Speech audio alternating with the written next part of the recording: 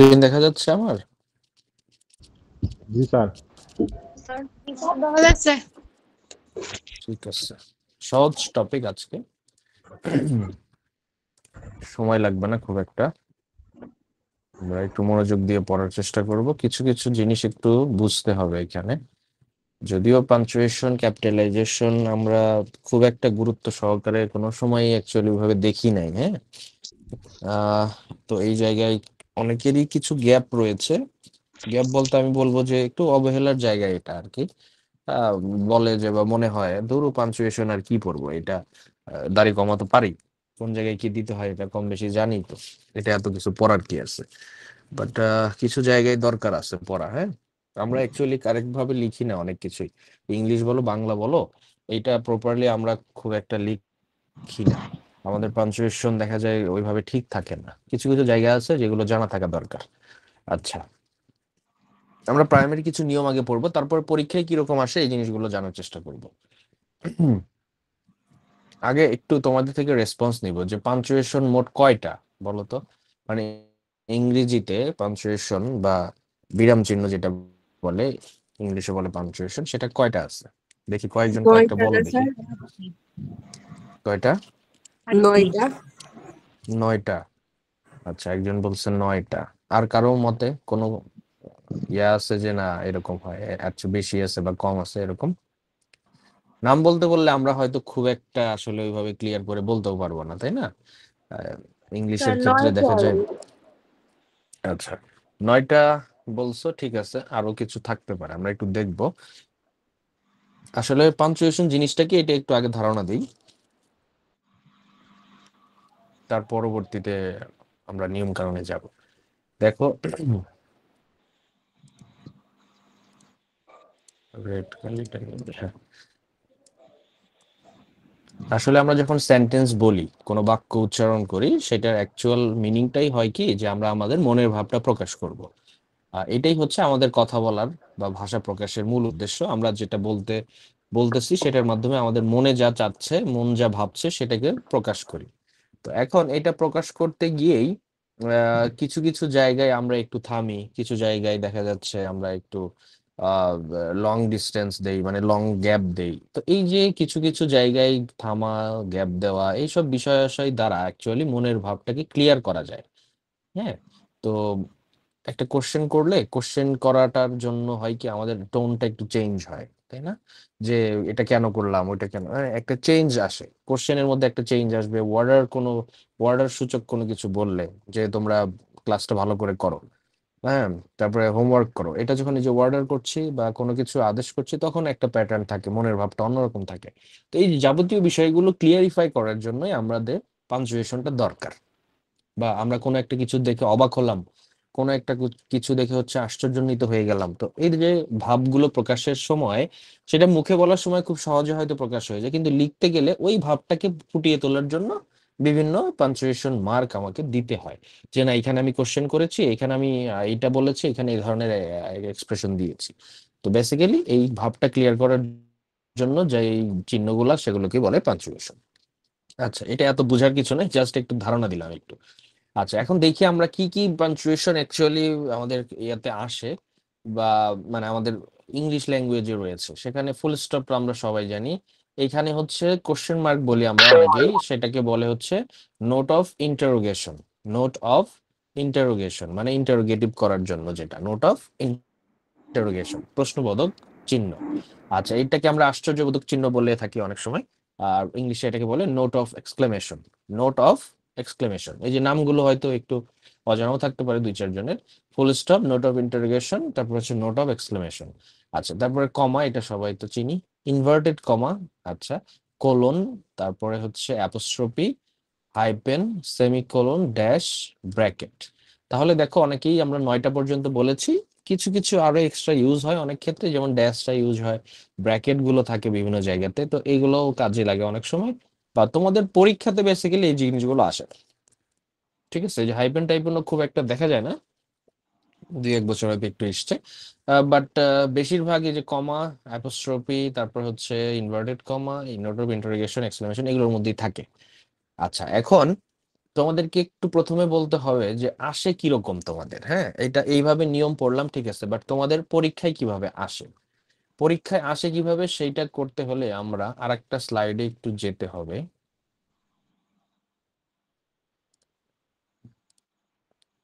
একটু আমাকে সময় দাও।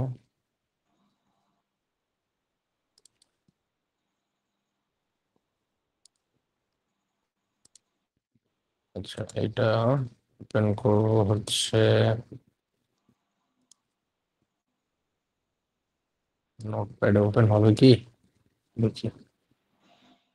আচ্ছা, ওয়ার্ড ফাইলে ওপেন করি, আচ্ছা সমস্যা নেই। আসে কিভাবে এটা একটু আগে দেখাই, তাহলে তোমাদের বুঝতে সুবিধা হবে।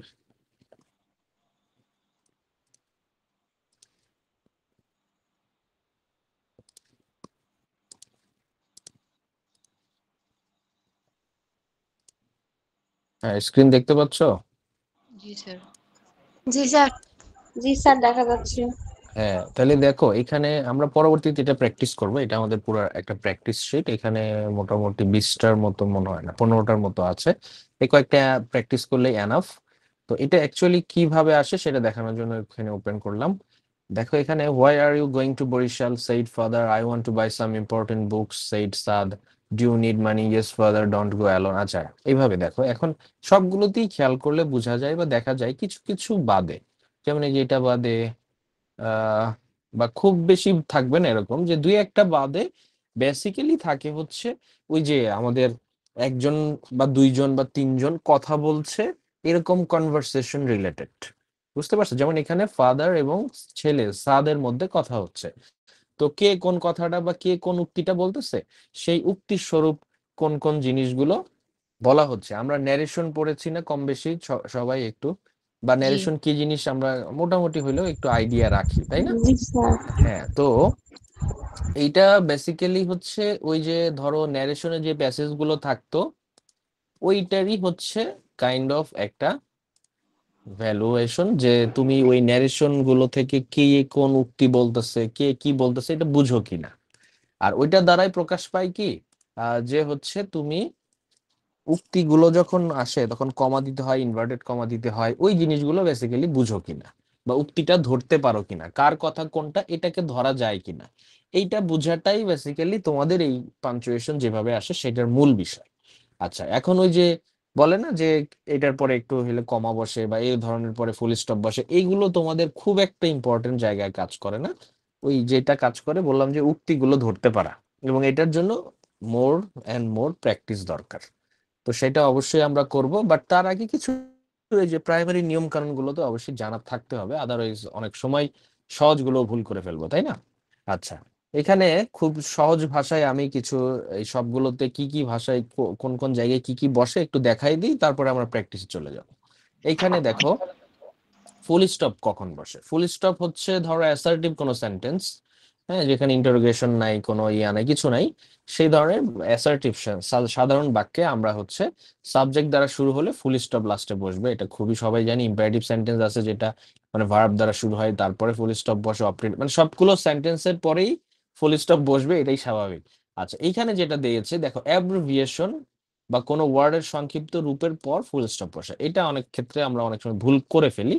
তো এই জায়গাটাও দেখতে হবে। হ্যাঁ, যেমন এই যে বিসিএস, ডিসি, এটার পরে কমা দেওয়া উচিত ছিল। বিসিএস এর পরে এস এর পরে ফুল স্টপ দিয়ে কমা, মানে একটাকে আর একটা পৃথক করছি।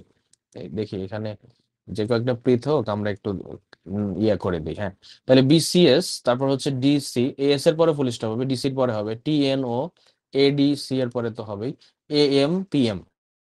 এগুলো কিন্তু অনেক সময় বাক্যের মধ্যে আসে, বা এই ধরনের অ্যাব্রিভিয়েশন গুলো, শর্ট ফর্ম যেগুলো, যেগুলোর ব্রড ফর্ম রয়েছে সেগুলোকে শর্ট করে লেখা হয় ক্যাপিটাল লেটারে, তখন এগুলোকে ফুল স্টপ আকারে প্রকাশ করতে হয়। ঠিক আছে?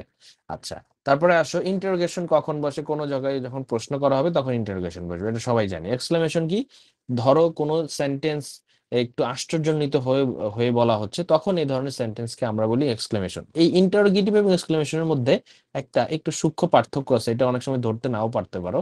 আমি একটু বলে দিই। দেখো এখানে বলছে what a big river the Padma is. দেখো এই সেন্টেন্সের প্যাটার্নটা কি, হোয়াট এর পরে a big river the Padma is. তাহলে এখানে বোঝাচ্ছে যে পদ্মা কত বড় নদী। তাইলে এখানে আশ্চর্যভাবে বা আকস্মিকতা ভাবে বোঝাচ্ছে what an idiot you are, তুমি কত বড় ইডিয়ট। তো এই দেখো এখানে দেখো what did you do, what have done the work, why have, এখানে ইউ হবে, why have you done the work. তাহলে এই ধরনের সেন্টেন্স দেখো ডাব্লিউএইচ ওয়ার্ডের পরে একটা অক্সিলারি ভার্ব বসতেছে, বাট এইখানে কিন্তু অক্সিলারি ভার্ব বসতেছে না, এখানে হোয়াট বা হাউ এর পরেই একটা সাবজেক্ট চলে আসতেছে, বা ডাব্লিউএইচ ওয়ার্ডের পরে একটা সাবজেক্ট আসতেছে। তো এই ধরনের সেন্টেন্স প্যাটার্নকে বলে এক্সক্লেমেটরি সেন্টেন্স, তখন লাস্টে একটা এক্সক্লেমেশন মার্ক তোমাকে দিতে হবে। আর এটা ইন্টারোগেটিভের ফর্ম, ইন্টারোগেটিভ কোশ্চেন মার্ক দিতে হবে। এটা একটু বুঝতে হবে, ঠিক আছে? যেমন এই যে how talented talkative she was, how interesting the poem is, এগুলো সবই এক্সক্লেমেটরি সেন্টেন্স। এবং এগুলো দেখলে তো আমরা অবশ্যই চিনি, ছোটবেলা থেকেই পড়ে আসতেছে, হুররা, অ্যালাস, ও, ব্রাভো, ফাই ফাই, এগুলোর দ্বারা আশ্চর্যান্বিত বোঝায়, সরো বোঝায়, মানে অনেক কিছুই বোঝায়। তো এই ধরনের বাক্যে যখন এই ধরনের শব্দ আসবে, তার পরবর্তীতে আমরা এক্সক্লেমেশন মার্ক দেবো। এই ধরনের বাক্য যুক্ত থাকলে ওইটার পরেই দিতে হয়, লাস্টে ফুল স্টপ হয়। আবার লাস্টে যে এরকম বললো না যে হুররা উই হ্যাভ, এখানে লাস্টে এক্সক্লেমেশন, এরকম না, হ্যাঁ, এই শব্দগুলোর পরে দিতে হয়। বুঝতে পারছি? এই জিনিসগুলো একটু কম বেশি খেয়াল করতে হবে, যদি চলে আসে, অনেক সময় আসেও। আচ্ছা, তারপরে যে ধরনের সেন্টেন্স আমরা কিন্তু কারেকশনে বা রাইট ফর্ম অফ ভার্বসও পড়েছি। If I were a child again, হ্যাঁ, had I the wings of a bird, মানে আকস্মিক কল্পনা, এই ধরনের বাক্যেও অনেক সময় এক্সক্লেমেশন মার্ক দিতে হয়। আচ্ছা, এগুলো গেল। কমার ইউজ গুলো কোথায় হয়? একাধিক উদাহরণ যখন আসবে একই ধরনের, তখন আমরা কমা ইউজ করি। যেমন এই যে নভেলস, ড্রামা, শর্ট স্টোরিজ, মানে সে অনেক কিছুই লিখেছে, তার মধ্যে এই যে এগুলো, তো এইগুলো কমা আকারে বসাইতে পারবা। সবাই জানি এগুলো কম বেশি, তাই না?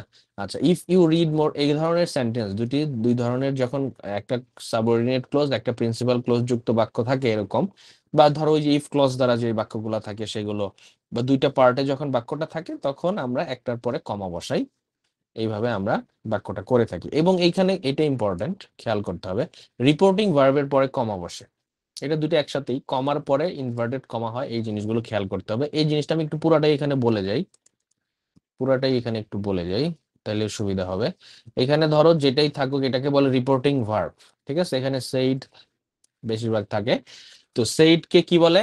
Reporting verb. তো রিপোর্টিং ভার্বের পরে একটা কমা বসবে, কমা বসে এই যে উক্তিটা করবে, সেই উক্তিটার জন্য সেই উক্তিটাকে ইনভার্টেড কমা দিয়ে এক্সপ্রেস করতে হবে। এবং ইনভার্টেড কমার এইখানে ক্যাপিটাল লেটার বসবে, প্রথমটা ইনভার্টেড কমার প্রথম লেটারটা ক্যাপিটাল হবে, তারপরে পুরো বাক্যটা শেষ হবে, তারপরে ইনভার্টেড কমা শেষ হবে, এবং ফুল স্টপটা মাঝখানে বসবে।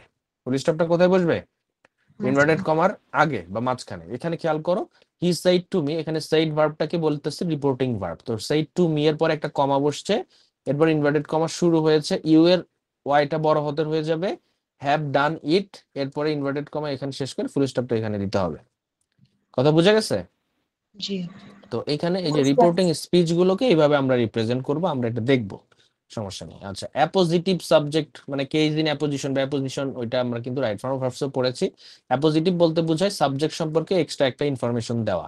এখানে দেখো মিস্টার সালাম, একটা কমা দিতে হয়েছে, প্রিন্সিপাল অফ খুলনা কলেজ, মানে এই যে সালাম সম্পর্কে একটা এক্সট্রা ইনফরমেশন দিল, কি?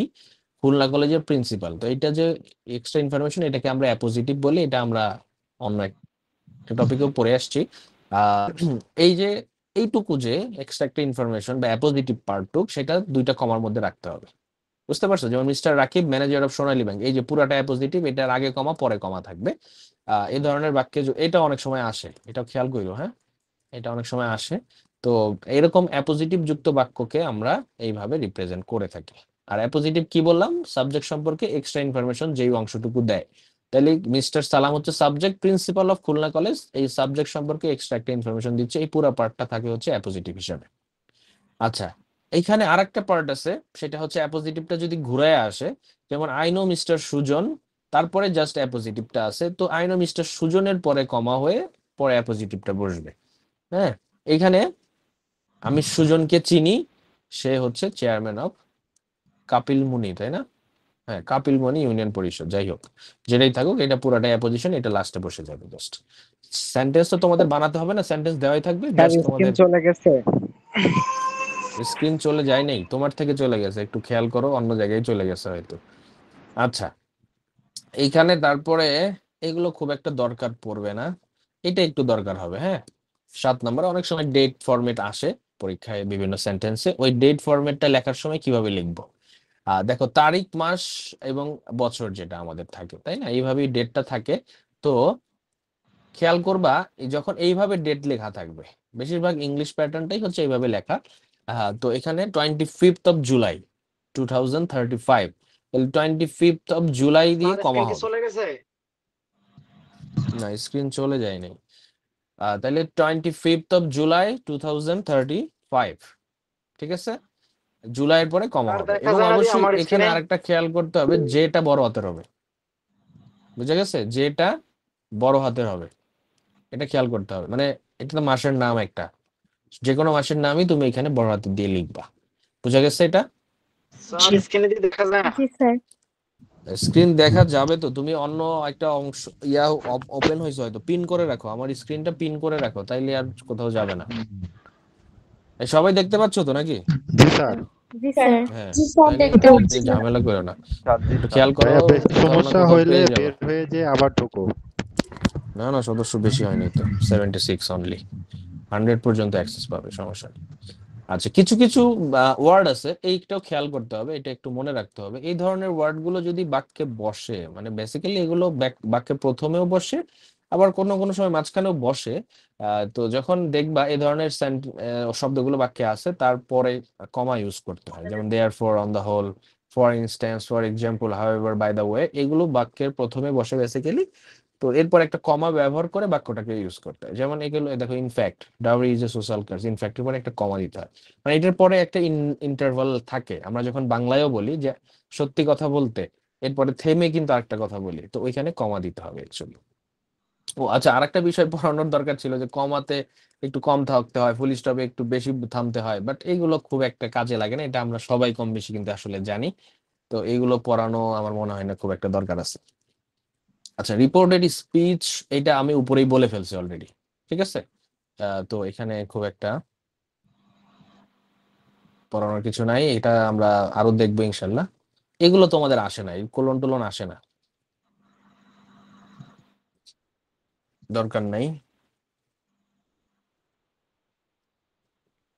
আচ্ছা, এটা একটু দেখো, কোনো কোনো সময় যদি আসে, একটু যদি মনে রাখতে পারো, টাইমটা যদি এইভাবে দেওয়া থাকে, যেমন 9:30 AM, তখন 9:30 যেটা হয়, 9-এর পরে একটা কোলন বসে, মানে 9:30।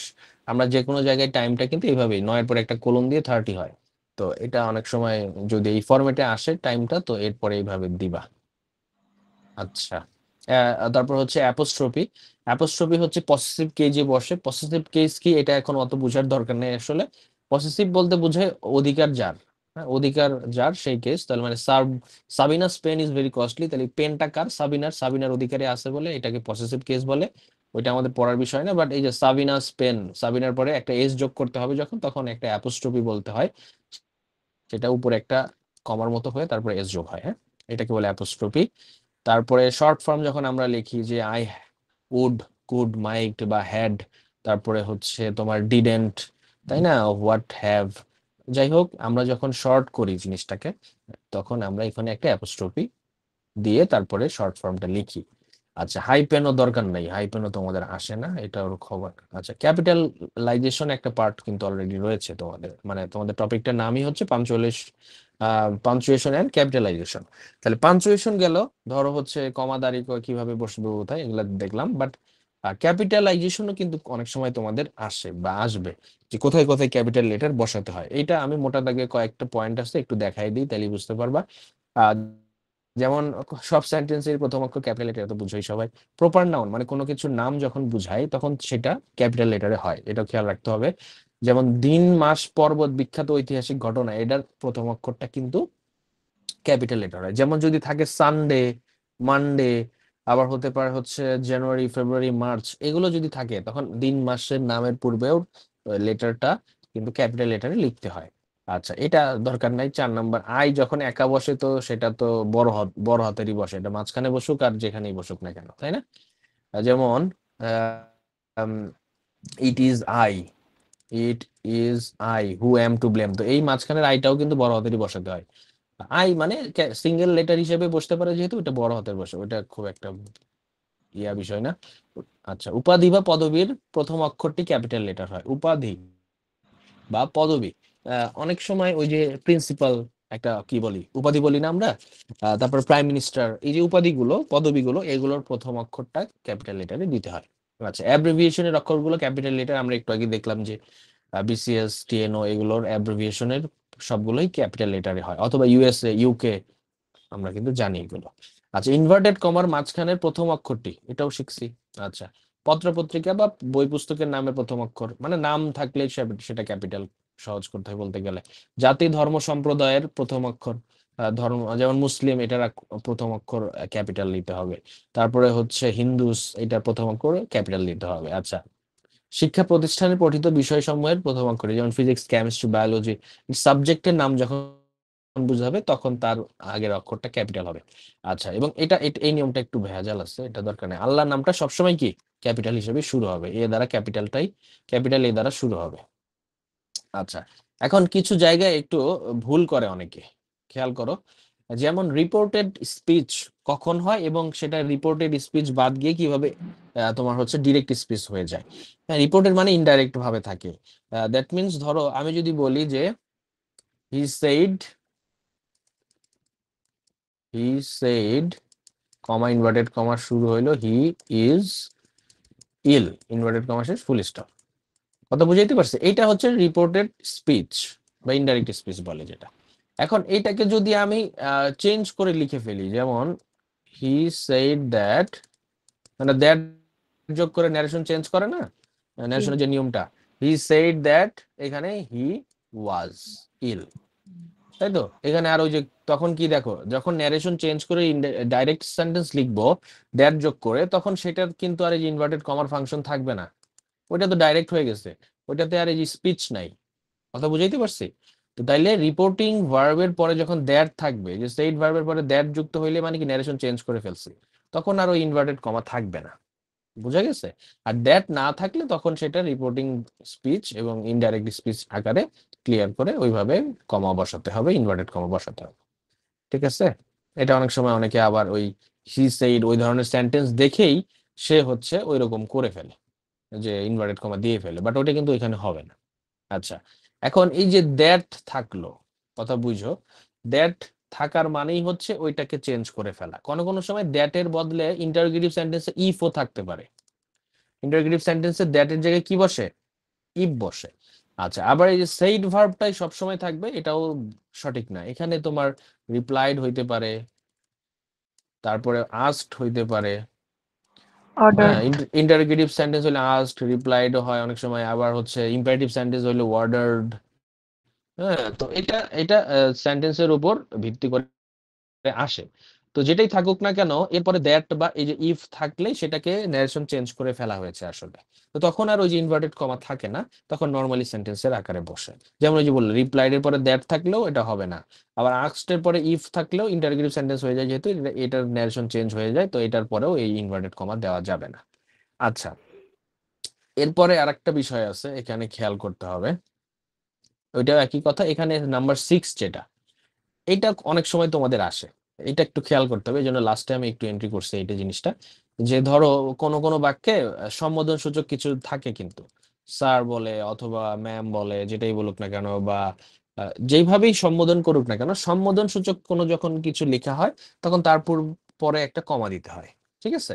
আবার যখন একটা অ্যান্সার করে, যেমন ইয়েস স্যার, নো স্যার, বা yes it can be done, যাই হোক না কেন, ইয়েস এবং নো বাক্যের মধ্যে যখন থাকবে দেখবা, তখন এগুলোর পরে কি করতে হবে? কমা বসাতে হবে। ক্লিয়ার?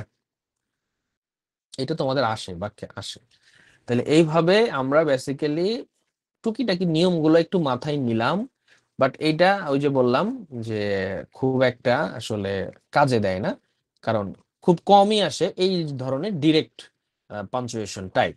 আমাদের যেটা বুঝতে হয় বা ধরতে হয় যে কোনো একটা প্যারাতে কয়জন কথা বলছে, কে কথা বলছে, আর কে কোন কথাটাকু বলছে, মানে কথা কোনটুকু, এবং ওইখানে ইনভার্টেড কমা কতটুকুর মধ্যে বসবে, এটা ধরতে পারাটাই অ্যাকচুয়ালি আমাদের প্র্যাকটিসের জায়গা। তো আমরা কয়েকটা একটু প্র্যাকটিস করি দেখি, হ্যাঁ?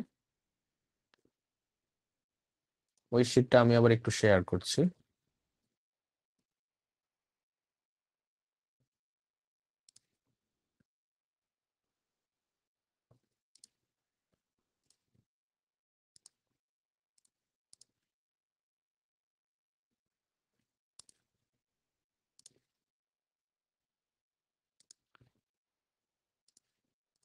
ক্লাসে আসো সবাই?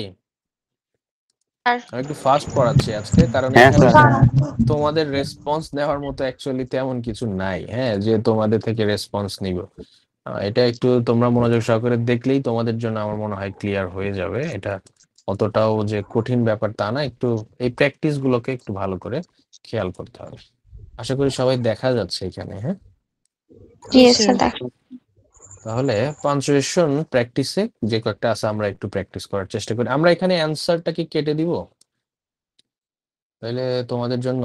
আচ্ছা, দুই একটা আগে করি, তোমাদের একটা একটা ইউজ টু হও একটু, তারপরে আমরা অ্যান্সার গুলো কেটে নিজেরা করার চেষ্টা করব, ঠিক আছে? আমরা একটু দুই একটা আগে দেখে দেখে করে ফেলি। দেখো এখানে এই একটা প্যাসেজ, এগুলো বিভিন্ন বোর্ডে এসছে, আবার আমার কিছু মডেল সেকশনের কিছু অ্যাড করা আছে প্র্যাকটিসের জন্য।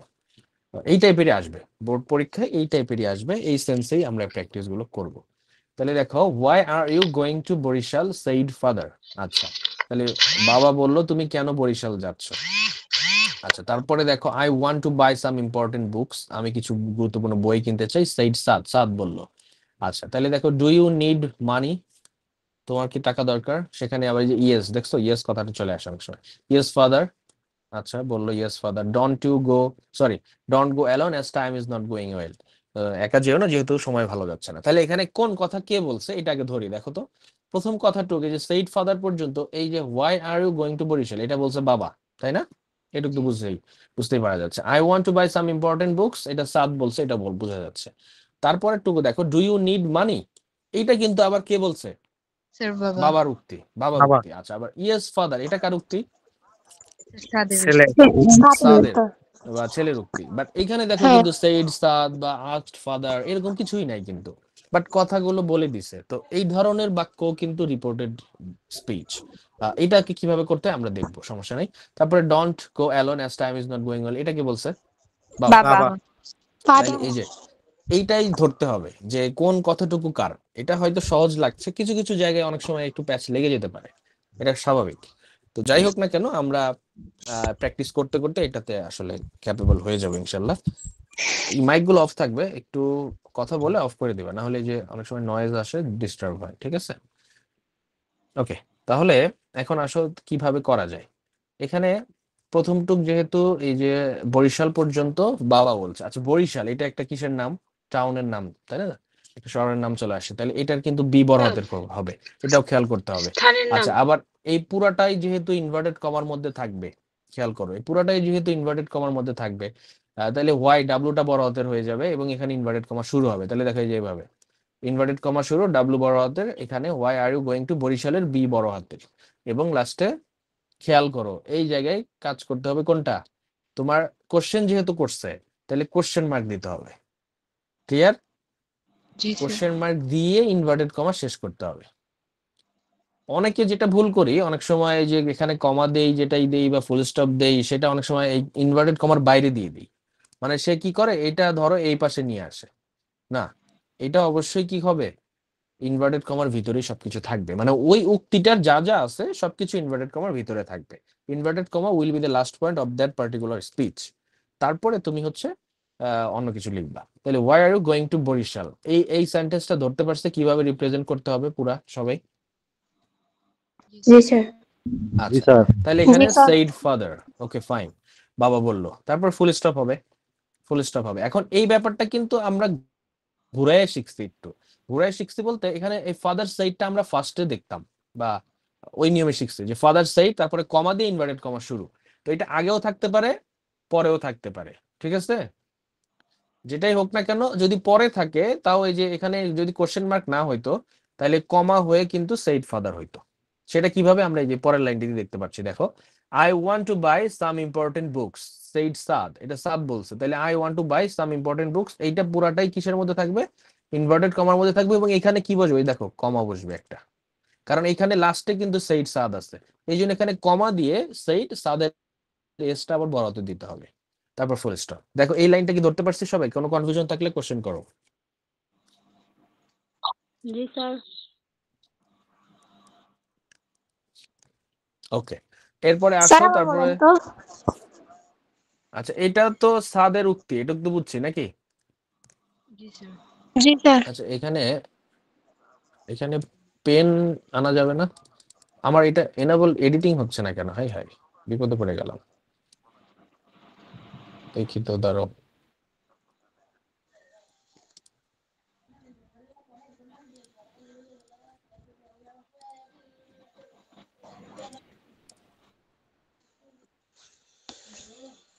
আচ্ছা, ওয়ার্ডটা হচ্ছে করতে হবে।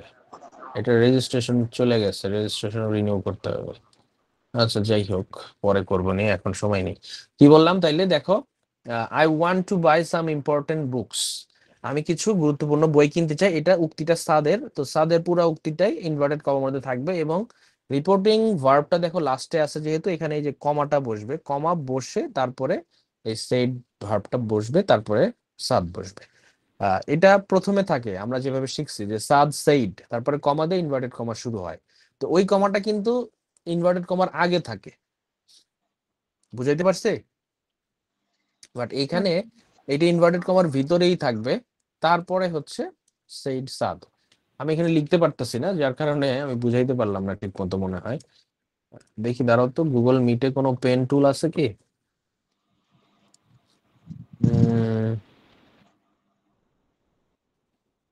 দেখছি না তো পেন টুল কোনো।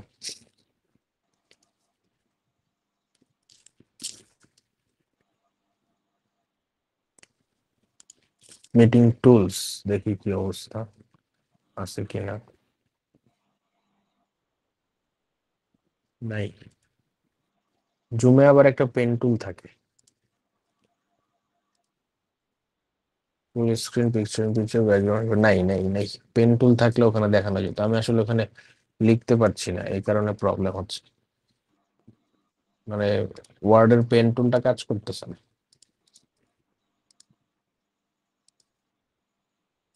আচ্ছা, ঠিক আছে, তাহলে দেখো এটা, তারপরে কি বলতেছে, ডু ইউ নিড মানি, এটা বাবা বলছে। তো এটা পুরাটা বাবার উক্তি, তাহলে do you need money inverted কমার মধ্যে থাকবে, ইন্টারোগেটিভ মার্ক হবে, তাই না? Note of interrogation question mark হবে, তারপরে এটা পুরাটাই দেখো ইনভার্টেড কমার মধ্যে দিতে হবে। দেখতে পাচ্ছি সবাই? জি স্যার। জি স্যার। আচ্ছা, তারপরে হচ্ছে ইয়েস ফাদার, এরপরে বলতেছে হচ্ছে ইয়েস ফাদার। আচ্ছা, ইয়েস ফাদার বলতে আমরা ওই যে বললাম ইয়েস নো, এটার পরে একটা কমা হবে, তারপরে ফাদার বসছে, এবং ইয়েস ফাদার এইটুকুই হচ্ছে অ্যাকচুয়ালি কার উক্তি ছিল, এই যে বাবা। সাদের উক্তি। তো ইয়েস ফাদার বলে ফুল স্টপ দিয়ে এটা এখানেই শেষ। তারপরে ডোন্ট গো অ্যালোন, এই যে ডোন্ট, এন এর অ্যাপোস্ট্রফি আসবে, ডি বড় হাতের হবে, তাহলে এখানে don't go alone as time is not going well, এটা পুরোটাই বাবার উক্তি ছিল। ঠিক আছে? জি স্যার। আচ্ছা, তারপরেরটা আমরা একটু দেখি, এটা আমি একটু চেঞ্জ করে ফেলি, এখানে যেহেতু আমি একা একি করতে পারতেছি না, এটা আমরা চেঞ্জ করি।